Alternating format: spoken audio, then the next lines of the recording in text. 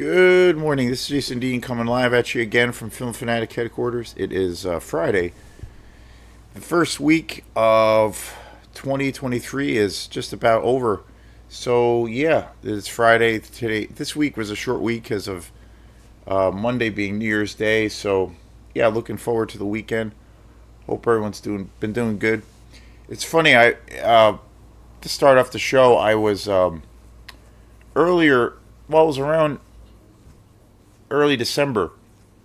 I had only seen up to I think the third season, but I decided to hunker down, and I really liked the third season. I liked everything that I had seen, but I decided this year to hunker down and actually watch Game of Thrones, like watch it all the way through.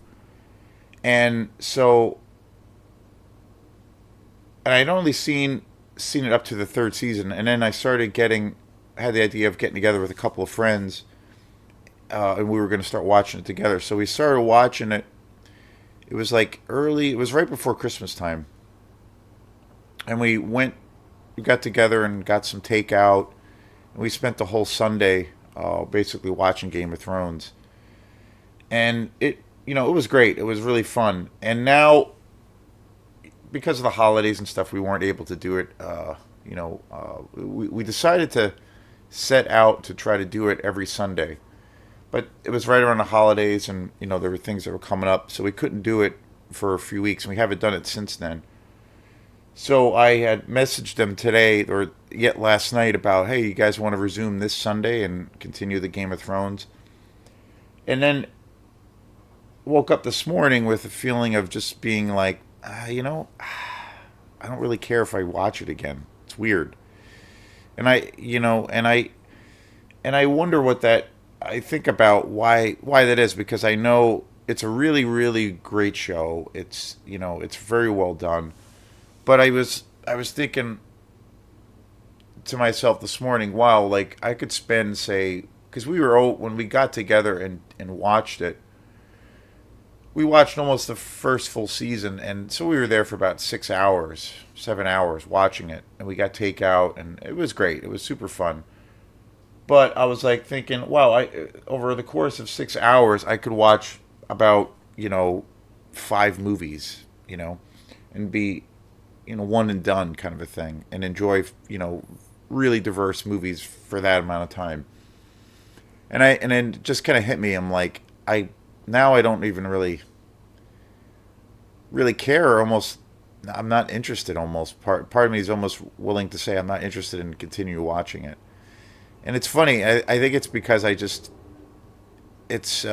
too long.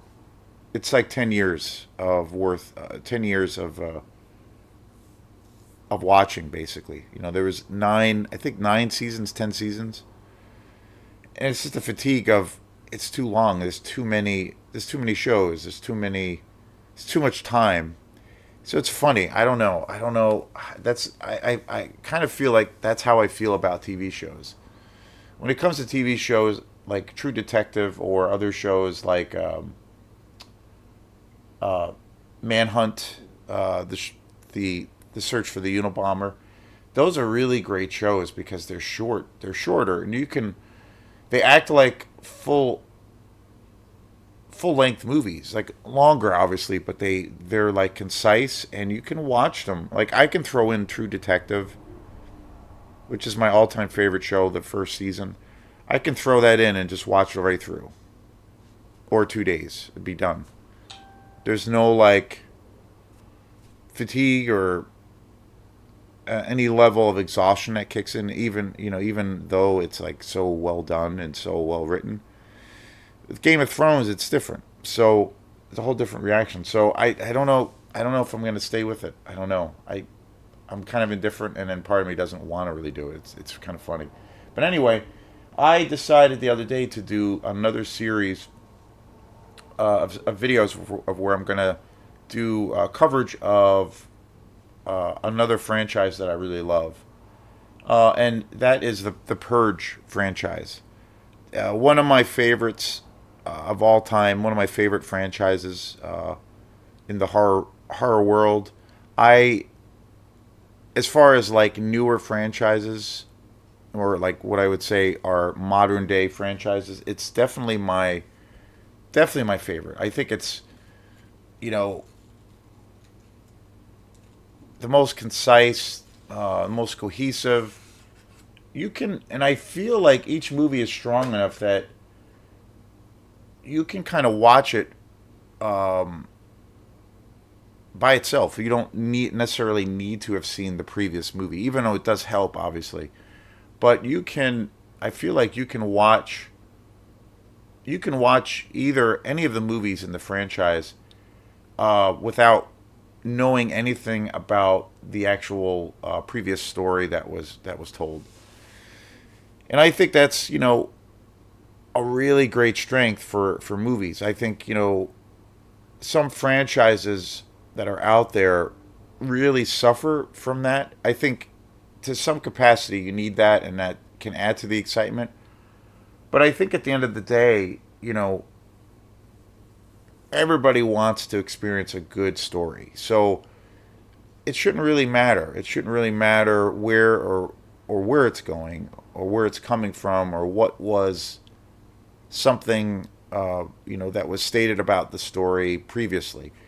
You should be able to go into it cold. I think sometimes with the Marvel movies, especially the Marvel movies, there are some films that are so bogged down to that kind of thing of where you have to know specific things that have happened previously in the world or in the universe to understand or even comprehend what's going on. In some cases it works, but it's pretty rare when it does. And I feel like the Purge movies is the exception to the rule in a lot of ways, because I feel like you can watch them. I remember going to see Purge election year. I remember going to see it when it came out in the theater, and I went with my girlfriend at the time, and she had never seen any of the movies. I had seen them all. I had liked it. The Purge election year is the third movie that came out in the franchise, and there's been two others, I believe, since then. And so I had seen the other ones, but my girlfriend at the time had not seen. She knew a lot about the Purge movies, but had never seen them. So essentially, she was going into it cold, and I said, "Well, this is the third one. They're really good. I think you'll understand what's going on and kind of the narrative of the story. I don't think you will necessarily need to have seen the other ones, but I was excited to see it in the theater because I really loved the first two, and I remember seeing the trailer for election year, and I was like, this will be really cool. And it also stars Frank Grillo, who is I love him. He's an awesome actor, great action star, and he is in the lead of this movie. Also, he was in the movie that I'm going to be talking about today, which is Purge Anarchy, which is the second one. He was also in that one. So I was, pretty psyched, pretty psyched. And so we went to see it, and it was awesome. It was totally awesome. And I just bought it on Blu-ray, and I just watched it the other night. And watching it again made me realize that I want to cover all of these movies. I want to cover this franchise. So that's what this is. And I remember when we saw Purge election year,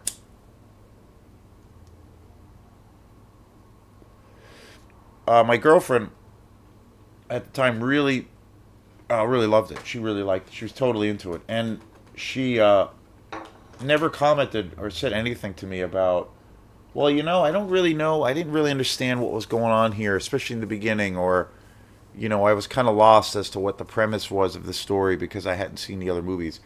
It never came up, and it was just totally its own kind of one-off experience. And I was like, that's what I mean. That's why all these movies are good. And the other thing, which is really really rare, I think, in franchises, but I actually think each movie to some capacity actually gets better, which is really rare. That doesn't happen. And a lot of times with successful franchises, it will be like, if you have one that's pretty good. It will have a element of where it's cohesive and they're all just strong movies.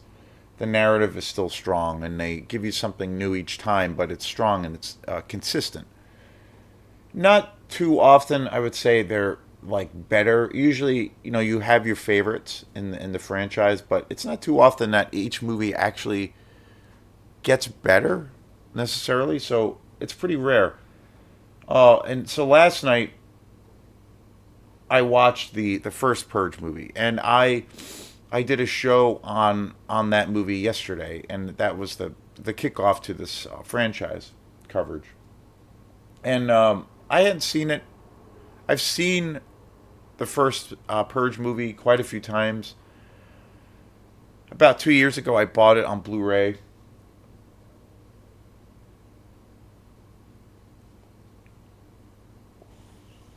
and I thought it was awesome. It's such a great movie. It's so dark, and I forgot how violent it is, but it's really great. It's a really awesome movie, and so and the tone. It's interesting. Each movie has a little bit of a different tone to it, but very very cool. Very very cool. So today's show is going to be on the sequel to The Purge, and that is Anarchy, The Purge Anarchy, and it came out 2014. Really, really awesome movie. Again, I sadly do not own a lot of these movies. I've seen them all quite a few times. The only movies I own of the Purge franchise is the first one, and then I just recently bought Election Year on Blu-ray. But I do love these movies. Like I said, I think it's my favorite modern day horror franchise. And again, um, I'm gonna hopefully buy these movies at some point. I need to buy. I'm trying to buy each one individually because I think it's uh, you know I think it'll be more bang for your buck as a collector and as a fan because you get more special features. I find, and I said it before. I said it yesterday. It's you know a thing when I see a lot of these movies in box sets. You can't really. They don't really come with bonus features or special features very often. It's just the movie itself. And like I said, today's show is going to be is exclusively about the second installment, Purge Anarchy, and it stars Frank Grillo, who I said is one of my favorite kind of modern day action stars. I think he's awesome. He's just got great charisma. He's like legitimately a badass actor. He's got really great acting chops, and I think and the other thing is he's got this level of physicality that is just awesome, and he does all of his own stunt work. He's a really highly skilled in real life. He's a an incredibly highly skilled boxer and martial artist. He's just great, and he's one of those actors. I feel Frank Grillo is one of those actors that I've seen him in a lot of movies, and he's been in a ton of movies. I think the first movie I think I remember seeing him in, where he really grabbed my attention, was I believe it was Captain America, Winter Soldier, and he was in Winter Soldier, and then he was in Captain America: The Civil War, and those are really awesome movies, and he was fantastic in it. And I think The Winter Soldier was the first movie I really uh, paid attention, or Frank Grillo's presence, just grabbed my attention. And since then, I've seen him in a ton of movies, and he's pretty prolific. He's been in all kinds of movies. He's been in some fairly big budget Hollywood movies, like the Marvel movies, but he's also done some smaller independent films. But he's just great. He's one of those actors I feel like he can be in a movie that is not necessarily very good, but he has such a power on screen that he really can carry it. He's just awesome. This film also, Purge Anarchy, also stars Zach Gilford, who is great in this movie as well. Zoe Saul, Carmen Ejago, and Keely Sanchez, and Michael Kenneth. This movie's great, and it's basically centered. It's Frank Grillo is in two of the Purge movies. He is in this movie, of course, Purge, Anarchy, and then also Purge, Election Year. He is kind of the lead in both movies, and his character and his kind of story arc, as well as a character, is really interesting in the movie. And in the second one, he plays a sergeant who is kind of hell bent on seeking vengeance on these criminals who were responsible for killing some family members. So he decides during the purge to go out and to find these people and act as a vigilante and kill these people. But then a series of things happen of where he ends up becoming more of a almost a hero figure, and he ends up trying to save these people's lives. And this whole situation evolves and changes, and his whole character kind of goes through this new development. And then also in Purge Election Year, he also has another character shift and is also like this movie. He's kind of a main character, and it's really great. It's really great to see how he's shifted and kind of the some of the pain that he's dealing with. Kind of deals his character deals. I think the focus of Frank Grillo's character is that they really focus on, people who are going to actively participate in this horrific thing or this horrific scenario, but someone who has a consciousness around it and can't really live with himself for basically going out during these 12 hours and killing people. And this the psychological ramifications of that. It's very cool.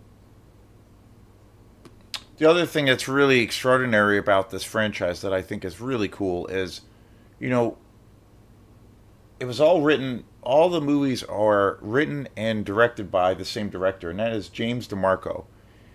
He's an. I've seen quite a few interviews with him, and he is. I don't know. I really love his work. I love his whole kind of mindset as a filmmaker.